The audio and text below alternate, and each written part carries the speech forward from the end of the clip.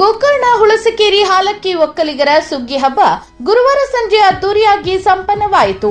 4 ದಿನಗಳ ಕಾಲ ಊರು ಪರ್ಯಟನೆ ಮಾಡಿದ ಸುಗ್ಗಿ ತಂಡ ಮಧ್ಯಾಹ್ನ ಕೆಪ್ಪನ ಮನೆಯಲ್ಲಿ ಕುಳಿತು ಸಂಜೆ ತಾರಮಕ್ಕಿ ಹುಳಸಕೇರಿ ಗೌಡರ ಮನೆಗೆ ತೆರಳಿ ಸುಗ್ಗಿ ಕುಣಿತ ಮಾಡಿ ಅಲ್ಲಿನ ದೇವರ ಸಾನ್ನಿಧ್ಯದಲ್ಲಿ ಪೂಜೆ ನೆರವೇರಿದ ಬಳಿಕ ಕಳಸದೊಂದಿಗೆ ಕೇತಕಿ ವಿನಾಯಕ ಮಂದಿರದ ಬಳಿ ಇರುವ ಕರಿದೇವರ ಸನ್ನಿಧಿಗೆ ಆಗಮಿಸಿ ಕಳಸಧಾರಿಗಳಿಂದ ಕಳಸಕ್ಕೆ ಪೂಜೆ ಸಲ್ಲಿಸಲಾಯಿತು.